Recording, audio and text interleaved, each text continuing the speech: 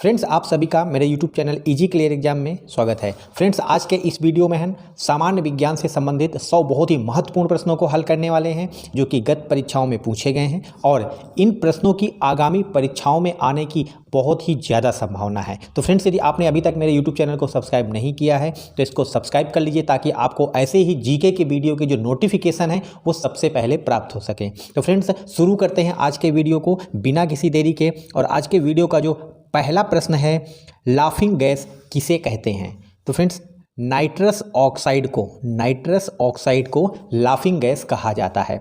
अगला प्रश्न है, आप सभी ने पेंसिल का उपयोग किया होता है तो उस पेंसिल में कौन सा तत्व होता है? तो फ्रेंड्स, पेंसिल में ग्रेफाइट नामक तत्व होता है। बढ़ते हैं अगले प्रश्न की ओर। सड़क पर चलने की अपेक्षा बर्फ में चलना कठिन क्यों होता है? तो फ्रेंड्स, जब हम किसी सतह पर चलते हैं तो उसमें चलने में आसानी तभी होती है जब घर्षण जिस तल पर ज़्यादा होता है, और सड़क पर घर्षण बर्फ की अपेक्षा ज़्यादा होता है। बर्फ में उतना घर्षण होता नहीं, इस वजह से हम चलने में क्या होता है, फिसलते हैं। तो बर्फ में क्या है, घर्षण सड़क की अपेक्षा बहुत ही कम होता है, इस वजह से हम चल नहीं पाते हैं और बार बार फिसलते हैं। अगला प्रश्न है, मनुष्य किस आवृत्ति की ध्वनि को सुन सकता है? तो फ्रेंड्स, मनुष्य 20 से लेकर के 20,000 हर्ट्ज तक की जो आवृत्ति है उस ध्वनि को सुन सकता है। अगला प्रश्न है, हीरे की चमक का क्या कारण है? जो डायमंड होता है वह आपने देखा होगा बहुत ही चमकता है, तो उसका कारण यह है कि उसमें प्रकाश का पूर्ण आंतरिक परावर्तन होता है। जब उसमें प्रकाश की रेज या प्रकाश की किरणें पड़ती हैं तो आंतरिक रूप से वह कई दिशाओं में परावर्तित होती हैं, इसी वजह से जो हीरा होता है वह चमकता है। अगला प्रश्न है, हेपेटाइटिस बी का वायरस किस रोग के लिए जिम्मेदार है? तो फ्रेंड्स, जो पीलिया होती है, पीलिया जॉन्डिस के लिए कौन सा हेपेटाइटिस बी वायरस जिम्मेदार होता है? अगला प्रश्न है, चेचक के टीके की खोज किसने किया था? फ्रेंड्स, चेचक के टीके की खोज एडवर्ड जेनर नामक वैज्ञानिक ने किया है। अगला प्रश्न है, द ओरिजिन ऑफ स्पीसीज पुस्तक किसने लिखा है? तो फ्रेंड्स, इसको महान वैज्ञानिक डार्विन ने इस पुस्तक को लिखा है। इन्होंने प्रकृति के चयन का सिद्धांत भी प्रतिपादित किया था। बढ़ते हैं अगले प्रश्न की ओर। अगला प्रश्न है, फ्रेंड्स, नेत्रदान में जब कोई व्यक्ति नेत्रदान करता है उसमें आँख का कौन सा भाग दान किया जाता है?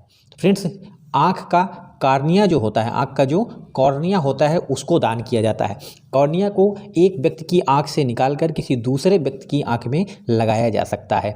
अगला प्रश्न है, किस बीमारी के कारण रुधिर का थक्का नहीं जमता है? इस बीमारी में फ्रेंड्स, जो हेमोफीलिया बीमारी होती है, हेमोफीलिया बीमारी में क्या होता है कि रुधिर का थक्का नहीं जमता है। यदि किसी भी व्यक्ति को चोट लग जाती है तो क्लॉट नहीं बनता है, उसका रुधिर बहता रहता है लगातार, तो वह कौन सी बीमारी है?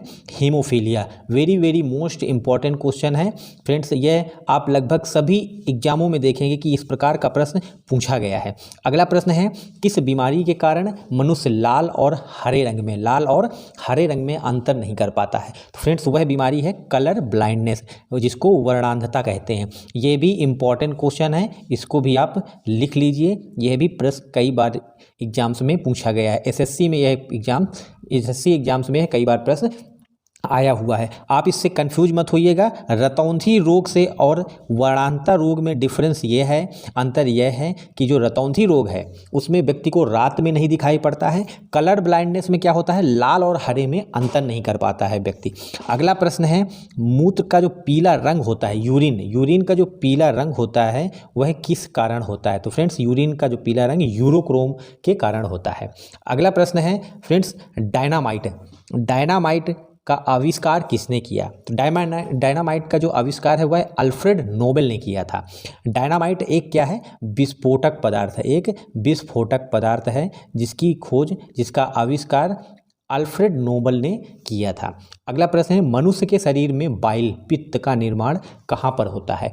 तो मनुष्य के शरीर में यकृत में पित्त का निर्माण होता है। अगला प्रश्न है, हृदय की धड़कन, हार्ट की जो धड़कन होती है, हार्ट बीट होती है, उसको नियंत्रित करने के लिए कौन सा तत्व आवश्यक है? तो फ्रेंड्स, हृदय की धड़कन के लिए पोटेशियम तत्व आवश्यक है। अगला प्रश्न है, पानी में नाइट्रेट जो केमिकल होता है यदि पानी में मिल जाता है तो उससे कौन सा रोग होने की संभावना होती है? तो फ्रेंड्स, उससे क्या, ब्लू बेबी सिंड्रोम होता है। अगला प्रश्न है फ्रेंड्स, पोटेशियम की कमी से क्या समस्या होती है? तो पोटेशियम की जब शरीर में कमी हो जाती है तो उससे निम्न रक्तचाप होता है, लो बीपी होता है, लो बीपी, ब्लड प्रेशर, लो बीपी होता है। अगला प्रश्न है, तालाबों में और कुओं में मच्छरों की जो संख्या है उसको नियंत्रित करने के लिए उसमें कौन सी मछली को डाला जाता है? तो फ्रेंड्स, यदि किसी तालाब में बहुत सारे अगर मच्छर हो जाते हैं तब क्या होता है कि उसमें एक गंबूसिया मछली डाली जाती है। वह क्या करती है, इन मच्छरों के जो लार्वा होते हैं, इन मच्छरों के जो अंडे और लार्वा होते हैं उनको खा जाती है। इस तरह से मच्छरों की जो संख्या है वह नियंत्रित होती है। तो गंबूसिया मछली का उपयोग क्यों किया जाता है? मच्छरों की संख्या को नियंत्रित करने के लिए। अगला प्रश्न है, राष्ट्रीय पक्षी मोर का वैज्ञानिक नाम क्या है? तो राष्ट्रीय पक्षी मोर का वैज्ञानिक नाम है पाओ क्रिस्टेसस, यानी कि पीकॉक का जो वैज्ञानिक नाम है वह है पाओ क्रिस्टेसस। फ्रेंड्स, जितने भी राष्ट्रीय प्रतीक चिन्ह हैं अपने भारत देश के उनको जरूर आप याद रखिए। एग्जाम्स में यह पूछे जाते हैं, जितने भी वनडे एग्जाम्स होते हैं, आर्मी, एयरफोर्स, नेवी और पुलिस, जितने भी प्रकार के ये एग्जाम होते हैं उनमें एक प्रश्न जरूर राष्ट्रीय प्रतीक चिन्ह से आया हुआ है। अगला प्रश्न है, राष्ट्रीय जानवर चीता का क्या वैज्ञानिक नाम है? तो इसका नाम है पैंथेरा टाइग्रिसिस। बढ़ते हैं अगले प्रश्न की ओर। फ्रेंड्स, अगला प्रश्न है कि रक्तकोष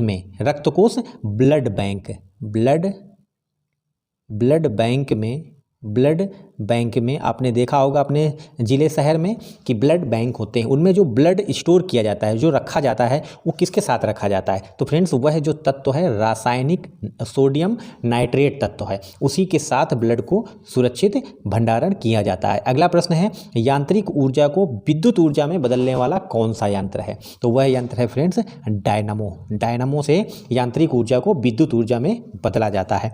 अगला प्रश्न है, गुरुत्वाकर्षण का नियम किसने प्रतिपादित किया था? तो फ्रेंड्स, गुरुत्वाकर्षण का नियम न्यूटन नामक वैज्ञानिक ने प्रतिपादित किया था। अगला प्रश्न है, जड़त्व का नियम किसने प्रतिपादित किया? तो इसको फ्रेंड्स गैलीलियो ने प्रतिपादित किया था। बढ़ते हैं अगले प्रश्न की ओर। फ्रेंड्स, अगला प्रश्न है, प्रकृति चयन का सिद्धांत, the theory of natural selection. यह भी बहुत ही इम्पॉर्टेंट क्वेश्चन है फ्रेंड्स, यह भी एग्जाम्स में बहुत ही ज़्यादा बार पूछा गया है। वैज्ञानिकों ने जितने भी सिद्धांत दिए हैं उन सिद्धांतों से संबंधित एग्जाम्स में प्रश्न कई बार पूछे जाते हैं। तो प्राकृतिक चयन का सिद्धांत, the theory of natural selection है, वह डार्विन नामक वैज्ञानिक ने दिया था। अगला प्रश्न है, गैसों के वितरण का सिद्धांत किसने दिया? तो फ्रेंड्स, गैसों के वितरण का जो सिद्धांत है वह ग्राहम नामक वैज्ञानिक ने दिया था। अगला प्रश्न है, उत्परिवर्तन का सिद्धांत किसने दिया? तो फ्रेंड्स, इसको हिंगो डी ब्रीज ने दिया था। अगला प्रश्न वेरी मोस्ट इंपॉर्टेंट क्वेश्चन, अगला प्रश्न बहुत ही इंपॉर्टेंट क्वेश्चन है, E=mc² का जो समीकरण है वह किसने प्रतिपादित किया? फ्रेंड्स, इसको महान वैज्ञानिक आइंस्टीन ने प्रतिपादित किया था। बढ़ते हैं अगले प्रश्न की ओर। फ्रेंड्स, रक्त का थक्का, ब्लड का क्लॉट जमने के लिए किसकी आवश्यकता होती है? तो फ्रेंड्स, ब्लड क्लॉटिंग के लिए प्लेटलेट बहुत ही आवश्यक है। यदि फ्रेंड्स आपने देखा होगा कई बार कि किसी व्यक्ति को एक चोट लगती है तो उसमें से येलो कलर जब रुधिर बहने लगता है तो थोड़ी देर बाद रुधिर का बहना रुक जाता है, बंद हो जाता है और उसमें एक येलो कलर का पदार्थ एकत्रित हो जाता है। फ्रेंड्स, यही प्लेट्स हैं, इनको प्लेटलेट्स कहते हैं। इनकी कमी से रुधिर का थक्का नहीं जमता है और ख़ास तौर से जब व्यक्ति हीमोफीलिया नामक बीमारी से ग्रसित होता है तो उसमें रुधिर का थक्का नहीं जमता है और उसमें यदि किसी व्यक्ति को चोट लगती है तो ब्लड लगातार बहता रहता है। अगला प्रश्न है, हीमोग्लोबिन किस प्रकार का यौगिक है? तो फ्रेंड्स, हीमोग्लोबिन क्या है? प्रोटीन है। अगला प्रश्न है, आनुवांशिकी का जनक किसे कहा जाता है? आनुवांशिकी का जनक फ्रेंड्स जॉन ग्रेगर मेंडल को कहा जाता है। अगला प्रश्न है, जॉन मेंडल ने किस पौधे पर आनुवांशिकी का अध्ययन किया था? तो इन्होंने आनुवांशिकी का अध्ययन मटर के पौधों में किया था। अगला प्रश्न है फ्रेंड्स, जुड़वा खनिज किसे कहा जाता है? अगला प्रश्न है, जुड़वा खनिज किसको कहा जाता है? Twins mineral. तो ट्विंस मिनरल कहा जाता है फ्रेंड्स सीसा और जस्ता को। सीसा और जस्ता को इसलिए जुड़वा खनिज कहा जाता है क्योंकि ये जहाँ पर भी मिलते हैं लगभग एक साथ ही मिलते हैं, इस वजह से इनको ट्विंस मिनरल कहा जाता है। अगला प्रश्न है, पौधों के बढ़ने की दर को किससे नापते हैं? तो फ्रेंड्स, पौधे को जो बढ़ने की दर है तो उनको हम क्रेस्कोग्राफ से नापते हैं। और पौधों के आयु जो नापी जाती है फ्रेंड्स वह वार्षिक वलयों से नापी जाती है। फ्रेंड्स पेड़ होता है उसमें वार्षिक वलय होते हैं, वार्षिक एनुअल रिंग्स होते हैं। उनकी संख्या की गिनती करके हम यह पता कर सकते हैं कि कौन सा वृक्ष कितनी आयु का है।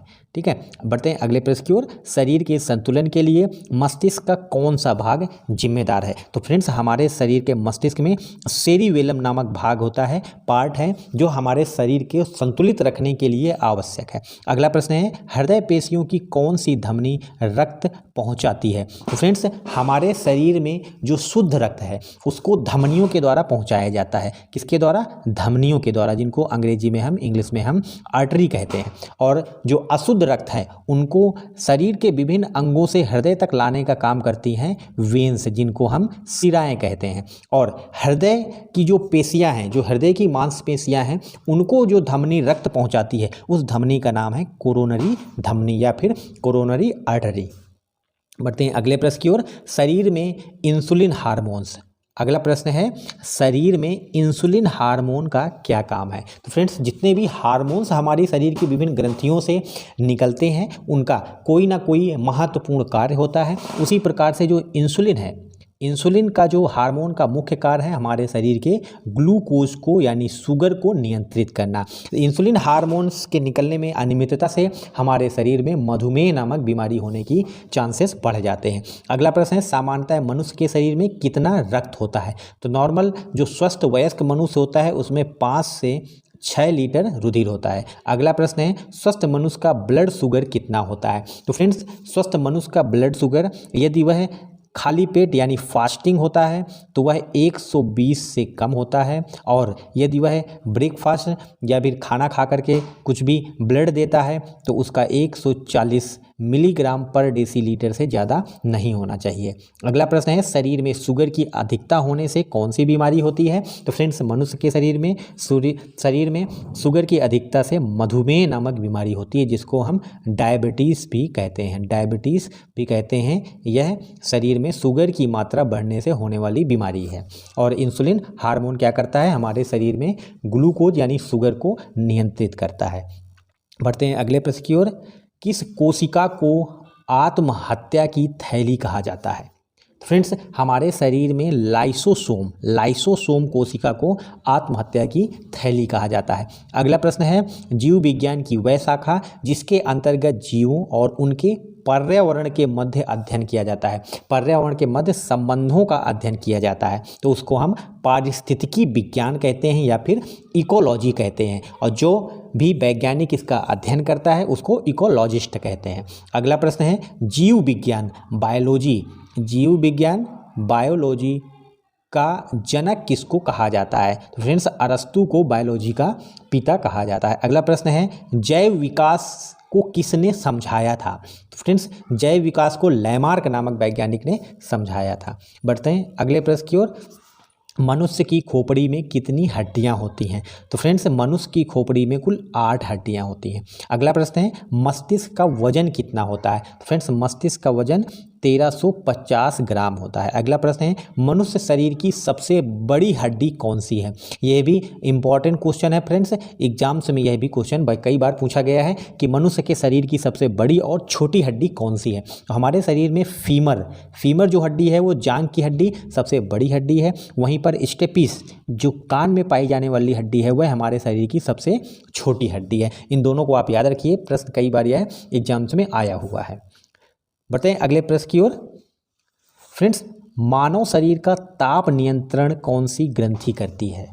फ्रेंड्स मानव शरीर का जो ताप नियंत्रण है वह हाइपोथैलेमस ग्रंथि के द्वारा किया जाता है। तो फ्रेंड्स इस सामान्य विज्ञान से संबंधित जो प्रश्नों की एक सीरीज होगी फ्रेंड्स, इसमें हम लगभग 5000 सामान्य विज्ञान के प्रश्नों को हल करेंगे, क्योंकि ये प्रश्न ऐसे हैं जो गत एग्जाम्स में पूछे गए हैं। और इनको क्या होगा कि यदि आप इस हमारे सामान्य विज्ञान से संबंधित जो सीरीज है इसको आप पूरा हल करोगे तो आप जितने भी कॉम्पिटिटिव एग्जाम्स होंगे, प्रतियोगी परीक्षाएं होंगी, उनमें सामान्य विज्ञान के जितने भी क्वेश्चन होंगे उनको बहुत ही आसानी से हल कर पाएंगे। तो फ्रेंड्स आप इसको पूरा सीरीज को देखिए ताकि आपको आगामी एग्जामों में बहुत ही सहायता मिलेगी। अगला प्रश्न है फ्रेंड्स, मनुष्य में कुल कितनी पसलियां होती हैं? मनुष्य के शरीर में कुल 12 पसलियां होती हैं। अगला प्रश्न है, मनुष्य में कुल कितनी हड्डियां होती हैं? तो मनुष्य के शरीर में कुल कितनी 206 हड्डियां होती हैं। आप इसको याद रखिए। अगला प्रश्न है, मनुष्य के शरीर की सबसे बड़ी ग्रंथि कौन सी है? तो फ्रेंड्स वह है यकृत। यकृत लीवर मनुष्य शरीर की सबसे बड़ी ग्रंथि है। बढ़ते हैं अगले प्रश्न की ओर। डीएनए का फुल फॉर्म क्या होता है? डीएनए का पूरा नाम क्या है? तो डीएनए का पूरा नाम है डीऑक्सी राइबोन्यूक्लिक एसिड।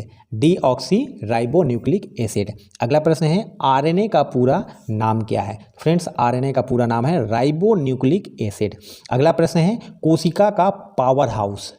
कोशिका का पावर हाउस, यह भी क्वेश्चन इंपॉर्टेंट है, एग्जाम्स में यह प्रश्न फ्रेंड्स कई बार आया है। तो फ्रेंड्स कोशिका का जो पावर हाउस है वह है माइटोकॉन्ड्रिया। फ्रेंड्स हम इस साइंस जनरल साइंस सामान्य विज्ञान की जो सीरीज है इसमें अधिकतर प्रश्न वैसे हैं जो गत एग्जामों में पूछे गए हैं, जैसे एसएससी, यूपीएससी और जितने भी वनडे एग्जाम्स उनमें यह प्रश्न पूछे गए हैं। इसीलिए हम इनको प्रश्नों को हल कर रहे हैं ताकि यह प्रश्न आगामी परीक्षाओं के लिए बहुत ही महत्वपूर्ण है और एग्जाम्स में यदि आएंगे तो आप आसानी से उनको हल कर लोगे। एसएससी हो या वनडे एग्ज़ाम हो या बैंक हो या फिर ये यूपीएससी हो या यूपीपीसीएस हो, जितने भी एग्ज़ाम हैं उन सभी एग्ज़ामों के जो गत परीक्षाएं हुई हैं उनसे यह प्रश्न हमने लिए हैं। इससे आपको क्या होगा कि आपका रिवीजन होगा और अगर जो आगामी एग्जाम होंगे उनमें आप इनको हल कर पाएंगे। अगला प्रश्न है, पानी का सूत्र क्या है? पानी का रासायनिक सूत्र होता है H2O। पानी किससे? हाइड्रोजन और ऑक्सीजन से मिलकर बना होता है। बढ़ते हैं अगले प्रश्न की ओर। प्रोटीन का सबसे प्रचुर स्रोत क्या होता है? तो फ्रेंड्स प्रोटीन का सबसे प्रचुर स्रोत है सोयाबीन। सोयाबीन में लगभग 42% प्रोटीन पाया जाता है। अगला प्रश्न है, मनुष्य का जीव वैज्ञानिक नाम क्या है? तो फ्रेंड्स मनुष्य का जीव वैज्ञानिक नाम है होमो सैपियंस। अगला प्रश्न है, आकाश का नीला रंग क्यों दिखाई पड़ता है? तो फ्रेंड्स आकाश का नीला रंग प्रकाश के प्रकीर्णन के कारण हमें दिखाई पड़ता है। अगला प्रश्न है, मानव में कुल कितने गुणसूत्र होते हैं? तो फ्रेंड्स मानव में कुल 46 गुणसूत्र होते हैं, 23 जोड़े, 23 पेयर्स, कुल 46 गुणसूत्र होते हैं। उसके साथ साथ पुरुष में XY और महिलाओं में XX गुणसूत्र होते हैं। बढ़ते हैं अगले प्रश्न की ओर। किस तरंग के द्वारा किसी भी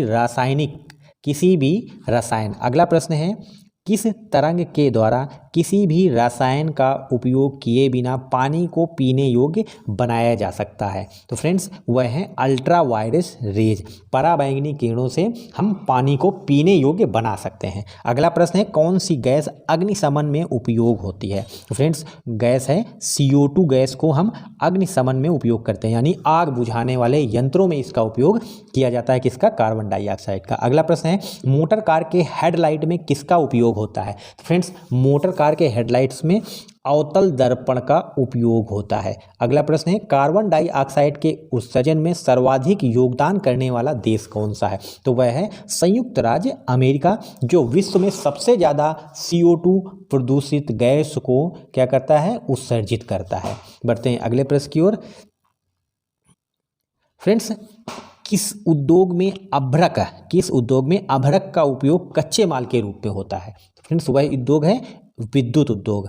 अगला प्रश्न है, सूर्य उगते और डूबते समय लाल हमें क्यों दिखाई पड़ता है? फ्रेंड्स लाल रंग का प्रकीर्णन सबसे कम होता है, इस वजह से हमारा जो सूर्य है उगते हुए और डूबते हुए हमें क्या करता है? लाल रंग का दिखाई पड़ता है। अगला प्रश्न है, कार में, ट्रक में, बसों में ड्राइवर की सीट के बगल में आपने देखा होगा एक दर्पण लगा होता है। तो फ्रेंड्स वह दर्पण आपने कारों में भी देखा होगा, अपने मोटरसाइकिलों में देखा होगा कि एक शीशा लगा होता है जो ड्राइवर की सीट के बगल में, वह कौन सा दर्पण होता है? वेरी मोस्ट इंपॉर्टेंट क्वेश्चन है कि एग्जाम्स में यह भी फ्रेंड्स पूछा गया है। तो फ्रेंड्स वह दर्पण होता है उत्तल दर्पण। अगला प्रश्न है, वनस्पति विज्ञान के जनक को क्या कहा जाता है? फ्रेंड्स वनस्पति विज्ञान के जनक हैं थियोफ्रिस्टस। बढ़ते हैं अगले प्रश्न की ओर। यदि कोई व्यक्ति समतल दर्पण की ओर 4 मीटर प्रति सेकंड की चाल से आ रहा होगा तो समतल दर्पण में उसकी चाल क्या हमें दिखाई पड़ेगी? तो उसकी चाल हो जाएगी 8 मीटर प्रति सेकंड, यानी कि दोगुनी हो जाएगी। चाल यदि उसकी 4 मीटर प्रति सेकंड है तो वह 8 मीटर पर सेकंड हो जाएगी। अगला प्रश्न है दाब का मात्रक क्या है। फ्रेंड्स भौतिकी में जितनी भी भौतिक राशियां हैं उनके जो मात्रक होते हैं उनको आप याद रख लीजिएगा, क्योंकि एग्जाम्स में यह पूछे गए हैं और मैं आपको लगभग इस सामान्य विज्ञान सीरीज में लगभग सभी मात्रों को हल करवाऊंगा। दाब का मात्रक होता है फ्रेंड्स पास्कल। इसके पहले वाले जो वीडियो में हमने मूल मात्रकों का अध्ययन किया था, जिनमें से सभी भौतिक राशियों के मूल मात्रकों को हमने हल किया था। अगला प्रश्न है इंद्रधनुष में कितने रंग होते हैं। तो फ्रेंड्स इंद्रधनुष में कुल 7 रंग होते हैं। अगला प्रश्न है भारतीय विज्ञान संस्थान कहाँ पर है। तो फ्रेंड्स भारतीय विज्ञान संस्थान बेंगलोर में है। भारतीय विज्ञान संस्थान बेंगलोर में है, जो कि कर्नाटक की राजधानी है। बढ़ते हैं अगले प्रश्न की ओर। फ्रेंड्स कार जो होती है या बस होते हैं या ट्रक होते हैं, उनमें रेडिएटर का क्या मुख्य कार्य होता है।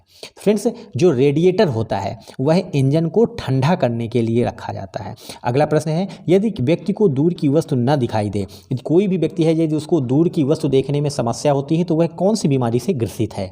फ्रेंड्स वह निकट दृष्टि दोष उसको बीमारी होती है, जिसके कारण इस बीमारी में व्यक्ति को दूर की वस्तुएं नहीं दिखाई पड़ती हैं, पास की वस्तु तो दिखाई पड़ती है। अगला प्रश्न है यदि इसी का विपरीत देखा जाए, यदि किसी भी व्यक्ति को जो वस्तु है पास की वस्तु है वह न दिखाई दे और उसको दूर की वस्तु दिखाई दे, तब उसको कौन सी बीमारी होगी। तो उसको दूर दृष्टि दोष होता है। अगला प्रश्न है लेंस की क्षमता का मात्रक क्या होता है। फ्रेंड्स जो लेंस होते हैं उत्तल लेंस अवतल लेंस, उनकी क्षमता का मात्रक क्या होता है। तो वह होता है फ्रेंड्स डायोप्टर। बढ़ते हैं अगले प्रश्न की ओर। फ्रेंड्स दलदल में फंसे व्यक्ति को लेटने की सलाह क्यों दी जाती है। यदि कोई व्यक्ति दलदल में फंस जाता है तो उसको लेटने की सलाह इसलिए दी जाती है क्योंकि उसका क्या होता है क्षेत्रफल उसके शरीर का अधिक हो जाता है। उसकी वजह से उसका जो दलदल में फंसा होता है उस तल में दलदल में क्या होगा, उसमें दाब कम लगेगा, जिससे उसको निकलने में आसानी होती है। तो उसको लेट करके निकलने के लिए कहा जाता है, जिससे उसका क्षेत्रफल अधिक हो जाए और उस तल पे दबाव कम लगेगा, तो वह दलदल में फंसने से बच जाएगा। अगला प्रश्न है प्रोटीन का पाचन कौन सा एंजाइम करता है। फ्रेंड्स हमारे शरीर में प्रोटीन का पाचन ट्रिप्सिन एंजाइम करता है। अगला प्रश्न है पॉलिश किए हुए जो चावल होते हैं उनको खाने से कौन सी बीमारी होती है। फ्रेंड्स जो पॉलिश किए हुए चावल होते हैं उनको खाने से बेरी नामक रोग होता है, और यह किस कारण होता है, विटामिन बी की कमी के कारण से बेरी रोग हो जाता है। अगला प्रश्न है मांसपेशियों में किसके एकत्रित होने से हमें थकान होती है। तो फ्रेंड्स वह है लैक्टिक एसिड, जिसकी वजह से हमें थकान होती है। बढ़ते हैं अगले प्रश्न की ओर। समुद्र में गहराई नापने के लिए कौन सा यंत्र उपयोग किया जाता है। तो फ्रेंड्स समुद्र में गहराई नापने के लिए फायदोमीटर का उपयोग किया जाता है। अगला प्रश्न है कंप्यूटर की चिप किस पदार्थ की बनी होती है। तो फ्रेंड्स जितने भी इलेक्ट्रॉनिक गैजेट्स होते हैं, इलेक्ट्रॉनिक आर्टिकल्स होते हैं, उनमें चिप होती है वह अधिकतर सिलिकॉन की बनी होती है। किसकी, सिलिकॉन की। इलेक्ट्रिक इंडस्ट्रीज में सिलिकॉन का बहुत ही महत्वपूर्ण रोल है। अगला प्रश्न है फ्रेंड्स साइकिल के टायर में कौन सी गैस भरी जाती है। फ्रेंड्स साइकिल के टायर में हीलियम गैस भरी जाती है। अगला प्रश्न है किस तापमान पर पानी का घनत्व, पानी का डेंसिटी सबसे ज़्यादा होता है। फ्रेंड्स 4 डिग्री सेल्सियस पर पानी का घनत्व सबसे ज़्यादा होता है। अगला प्रश्न है एक ही प्रकार के परमाणुओं से मिलकर बने पदार्थ को क्या कहते हैं। फ्रेंड्स उसको हम तत्व कहते हैं, एलिमेंट। जैसे कि सिल्वर हो गया, चांदी हो गई, सोना हो गया, कार्बन, ऑक्सीजन, इन सभी को हम क्या, एक ही परमाणु से मिलने हुए पदार्थ हैं, इनको क्या, तत्व कहते हैं, एलिमेंट। अगला प्रश्न है 2 या 2 से अधिक तत्वों के एक निश्चित अनुपात पर मिलने से बना पदार्थ क्या कहलाता है। तो फ्रेंड्स उसको हम यौगिक कहते हैं। अगला प्रश्न है कोई कण 1 सेकेंड में जितने कंपन करता है, कोई भी कण है 1 सेकेंड में जितने कंपन करता है उसको क्या कहते हैं। फ्रेंड्स उसको आवृत्ति कहते हैं। अगला प्रश्न है मात्रकों की जो अंतर्राष्ट्रीय पद्धति है, जो मूल मात्रक हैं और किसी भी भौतिक राशि का जो मात्रक होता है, जैसे कार्य का मात्रक जूल है, यह अंतर्राष्ट्रीय पद्धति कब लागू हुई थी। तो फ्रेंड्स यह 1971 में लागू हुई थी। बढ़ते हैं अगले प्रश्न की ओर। फ्रेंड्स फूलों के फ्लावर्स के संवर्धन विज्ञान को क्या कहा जाता है। तो इसको फ्रेंड्स कहते हैं फ्लोरिकल्चर। अगला प्रश्न है सजावटी पौधों और झाड़ियों के अध्ययन की जो शाखा है उसको क्या कहते हैं। तो फ्रेंड्स इसको कहते हैं अर्बोरिकल्चर। अगला प्रश्न है माइकोलॉजी में किसका अध्ययन किया जाता है। फ्रेंड्स माइकोलॉजी के अंतर्गत कवकों का अध्ययन किया जाता है। किसका, फंगस का अध्ययन किया जाता है, फंगस। अगला प्रश्न है कृषि के साथ साथ उसी भूमि पर काष्ठीय वृक्ष लगाना क्या कहलाता है? तो फ्रेंड्स इसको एग्रो फॉरेस्ट्री कहा जाता है। बढ़ते हैं अगले प्रश्न की ओर। निकट दृष्टि दोष से पीड़ित व्यक्ति के चश्मे में कौन सा लेंस लगाया जाता है? निकट दृष्टि दोष में फ्रेंड्स अवतल लेंस का उपयोग किया जाता है। निकट दृष्टि दोष में क्या होता है फ्रेंड्स? व्यक्ति को पास की वस्तु तो दिखाई देती है लेकिन उसको दूर की वस्तु नहीं दिखाई देती है। और इसी प्रकार दूर दृष्टि दोष से पीड़ित व्यक्ति के चश्मे में क्या लगाया जाता है? उत्तल लेंस का उपयोग किया जाता है। अगला प्रश्न है, प्रत्येक क्रिया के बराबर एवं विपरीत दिशा में एक प्रतिक्रिया होती है। जब भी किसी वस्तु पर हम एक कोई बल लगाते हैं तो उसके विपरीत दिशा में भी एक बल लगाया जाता है उस वस्तु के द्वारा। यह न्यूटन का कौन सा नियम है? तो फ्रेंड्स यह न्यूटन का कौन सा? तृतीय नियम है। और फ्रेंड्स इसी नियम के आधार पर जेट उड़ते हैं, यानी कि जो हवाई जहाज हैं वह उड़ते हैं। पढ़ते हैं अगले प्रश्न की ओर। जल में तैरना न्यूटन के किस नियम पर आधारित है? तो फ्रेंड्स यह न्यूटन का तीसरा नियम है, जल पर तैरना। जब हम जल पर तैरते हैं तो पानी में एक क्रिया करते हैं और उसके विपरीत पानी हमको आगे की तरफ धक्का देता है। तो यानी कि क्रिया के प्रतिक्रिया में एक बल पानी के द्वारा लगाया जाता है और इसी वजह से हम जल में तैर पाते हैं। और यह न्यूटन का कौन सा नियम है? न्यूटन का यह तीसरा नियम है। अगला प्रश्न है, लहसुन में गंध किस कारण से होती है? फ्रेंड्स लहसुन में जो गंध होती है वह सल्फर यौगिक के कारण होती है। लहसुन में सल्फर होता है, इस वजह से उसमें एक स्मेल यानी गंध होती है। अगला प्रश्न है, माचिस की तीली आपने देखा होगा फ्रेंड्स, इनके सिरे पर एक मसाला लगा होता है, आपको बताना है वह किसका मिश्रण होता है? फ्रेंड्स वह जो माचिस की तीली में जो मसाला होता है वह होता है लाल फास्फोरस और गंधक। यह दोनों ही एक ज्वलनशील पदार्थ हैं। अगला प्रश्न है फ्रेंड्स, कच्चे फलों को पकाने के लिए कृत्रिम रूप से किस गैस का उपयोग किया जाता है? तो फ्रेंड्स वह गैस है एसिटिलीन। इसके साथ साथ फ्रेंड्स एथिलीन गैस का भी उपयोग कृत्रिम रूप से फलों को पकाने में किया जाता है। अगला प्रश्न है, गाय और भैंसों के थनों से दूध उतारने के लिए किसका इंजेक्शन दिया जाता है? आपने गांव में कई बार देखा होगा कि यदि गाय भैंस यदि दूध नहीं देते हैं तो उनको एक इंजेक्शन लगाया जाता है। उससे क्या होता है? उनके थनों में दूध उतर आता है। तो वह इंजेक्शन है ऑक्सीटोसिन। फ्रेंड्स तो फ्रेंड्स आप सभी को यदि वीडियो पसंद आया तो इसको लाइक शेयर और सब्सक्राइब करना ना भूलें, साथ में इसको शेयर करें ताकि ज़्यादा से ज़्यादा लोगों को इसका फ़ायदा हो। फ्रेंड्स यह सामान्य विज्ञान से संबंधित 5000 प्रश्नों की सीरीज होगी जिसमें हम गत परीक्षाओं में पूछे गए जो जितने भी सामान्य विज्ञान के प्रश्न हैं उनको हल करेंगे और जो कि आगामी प्रतियोगी परीक्षाओं के लिए आप सभी विज्ञान के जो भी सामान्य विज्ञान से संबंधित प्रश्न आने वाले होंगे उनको आप बहुत ही आसानी से हल कर सकें। तो फ्रेंड्स आप सभी को यदि वीडियो पसंद आए तो इसको लाइक शेयर और सब्सक्राइब करें। धन्यवाद।